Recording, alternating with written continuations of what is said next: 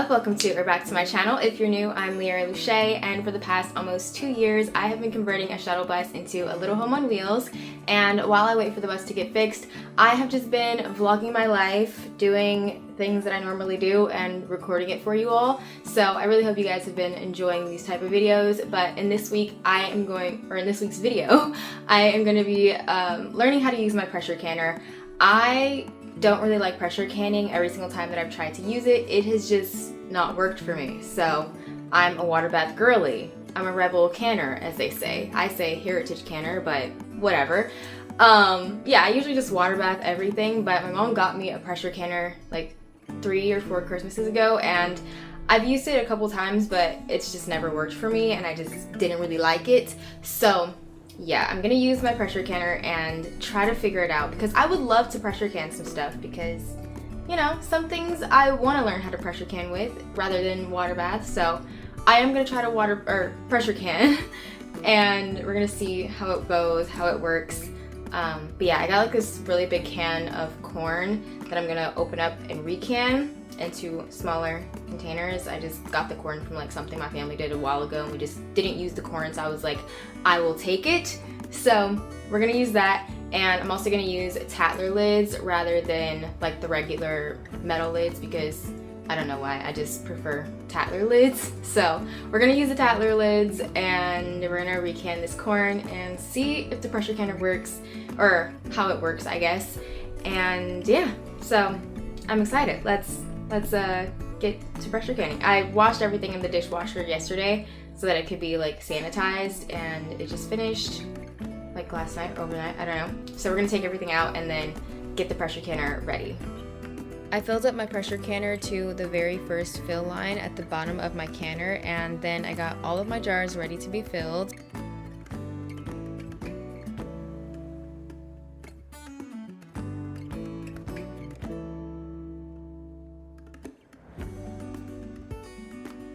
For my pint jars, I put a small slice of butter and 1/4 of a teaspoon of sea salt in the bottom of each of my jars. And I did the same for the half pint. I just did the butter and 1/8 of a teaspoon of salt. And then I filled all of my jars with the corn. And the salt and the butter is not required. It's just completely personal preference, so that's just what I chose to do. But once all of the corn was in the jars, I filled them halfway with that tasty juice from the can, and then I filled them the rest of the way with filtered water.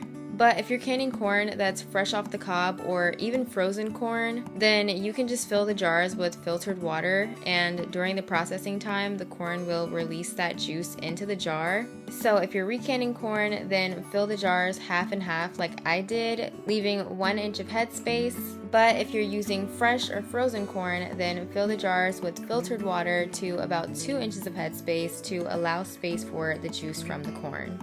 But yeah, anyways, so I filled the jars, and then I used the plastic tool to go around each jar to release any air bubbles, because we don't want any air bubbles in our jars. Air bubbles lead to fermentation, and fermentation in a sealed jar leads to unsafe food, and we don't want that.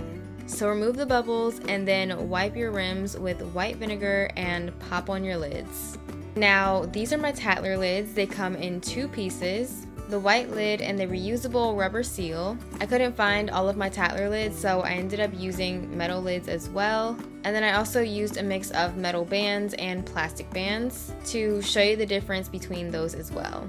But I mainly use Tatler lids because they're fairly easy and they're reusable. With metal lids, you can only can with those like 2 times, so I don't really like those. But with Tatler lids, they don't rust, and since they come in 2 pieces, you can reuse the white part pretty much forever. And with that one rubber seal, you can reuse those like 5 to 10 times, sometimes even more. So yeah, I just prefer the Tatler lids, and this is not sponsored or anything, I just personally like Tatler lids. But yeah, so when you're using metal bands, you want to do fingertip tight, and for some reason that never works for me. The bands always come off. when I try to do fingertip tight. So now I just twist the band until I can't twist it anymore, and then I do a slight twist back, and it works every time for me. But on the other hand, with the plastic bands, you want to screw those down until you can't move them anymore, and then put them in the canner. The plastic bands shift in the canner, so every time I've tried to do fingertip tight with them, they always come off and they're just moving around in my canner and not sealing my food. So don't do fingertip tight with those. Screw them down until they don't move.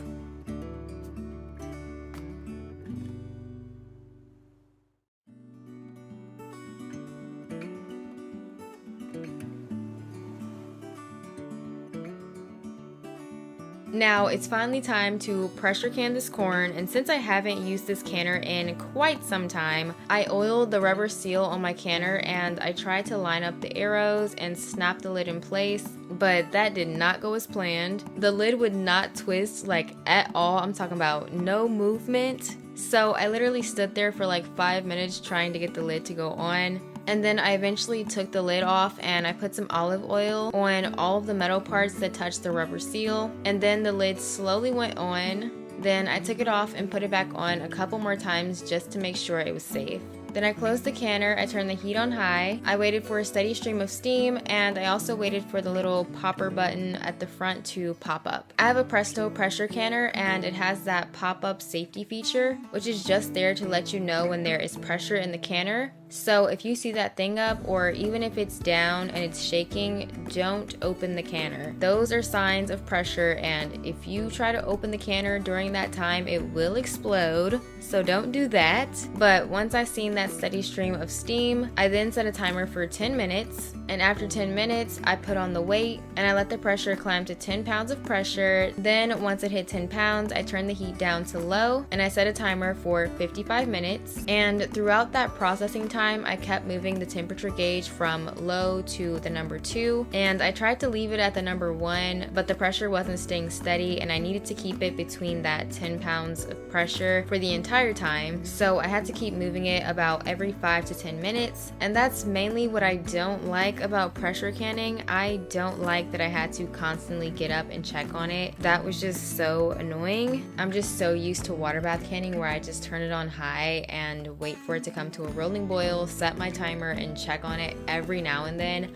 I'm not used to checking it every 5 to 10 minutes. That was just not ideal, not very, I didn't really like that. But after that 55 minutes was up, I turned off the stove and I waited for the pressure gauge to hit 0 and for that pop-up thing to drop. Then I opened the canner and I took out all of my jars.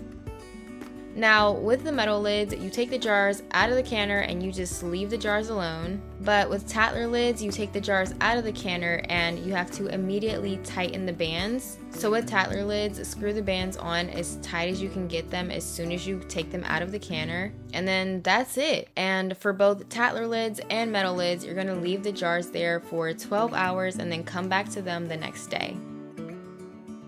Now, for the test. Did they seal? Now, that one in the back, that one right there, it didn't seal. The little rubber ring from the Tatler lid came off. So I'm just gonna leave that one closed. It still has the ring on there. But yeah, so testing. Okay, sealed. Let's see. Okay.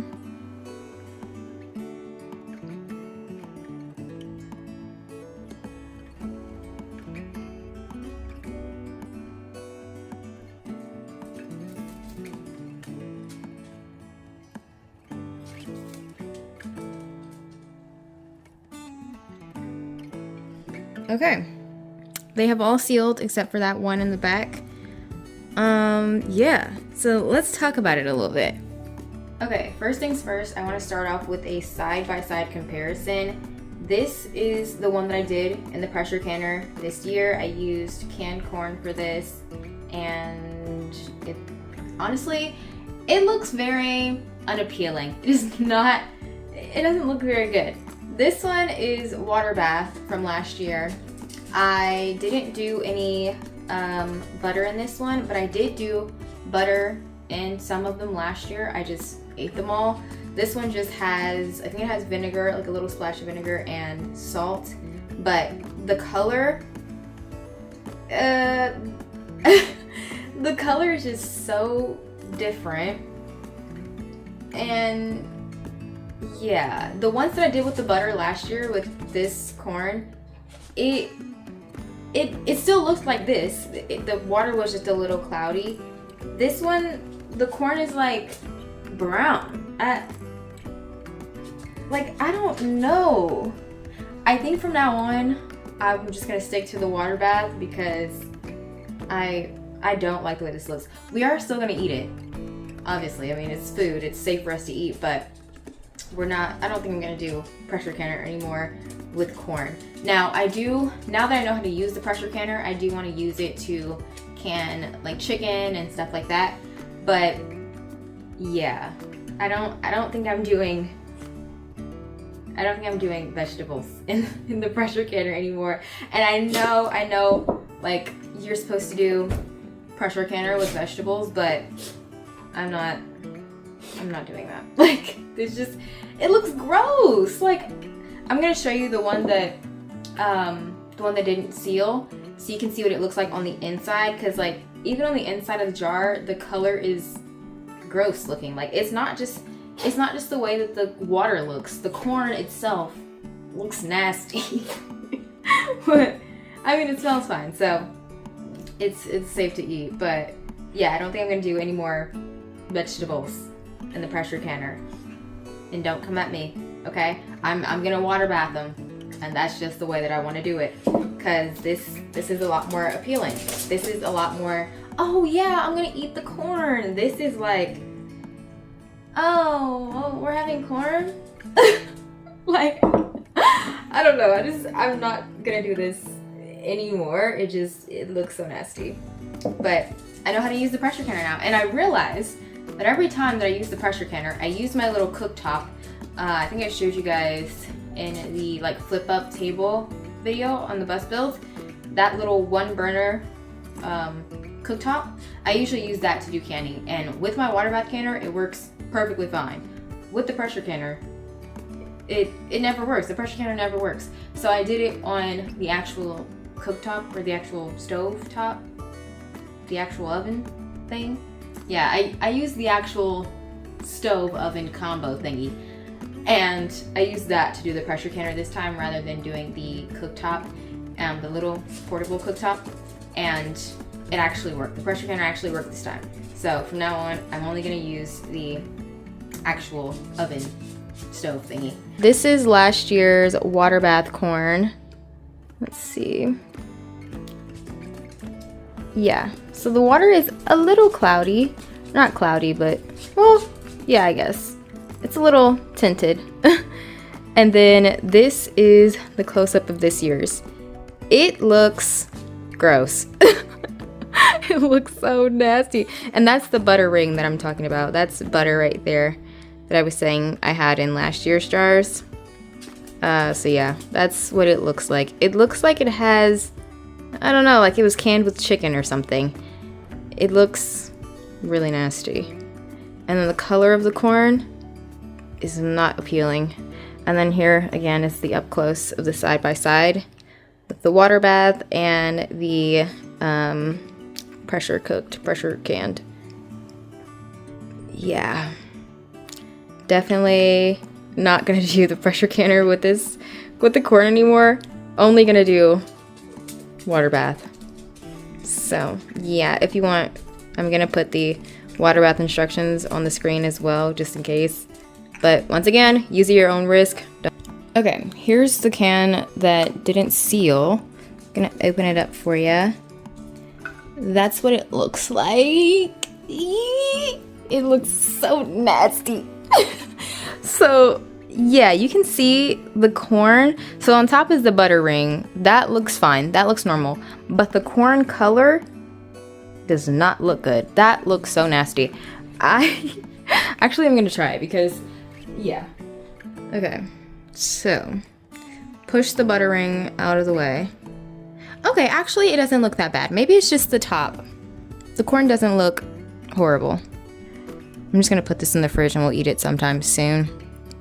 But yeah, the corn doesn't look horrible. It just doesn't look as good as this. So yeah, I don't know. We'll still eat it though. It'll be fine. Okay, so I ate it. I ate one little kernel. It tastes like normal corn. It just looks gross. So it's fine. It's actually pretty good, but yeah, it just looks nasty. So if you're fine with the color, I mean, go ahead and go with pressure canned. Oh my gosh, look at it. It looks so nasty. Ugh. Versus the water bath. I love the water bath. So yeah, I'm definitely gonna can corn in the water bath from now on because I don't want to eat corn that looks like this all the time. I mean, I do have quite a bit of jars, so I mean, we're gonna eat those, but next year, definitely doing water bath corn. And I honestly would just water bath everything, but I want to give the pressure canner a chance. First try, and it's not looking too good, but I will give it a couple more tries on other stuff.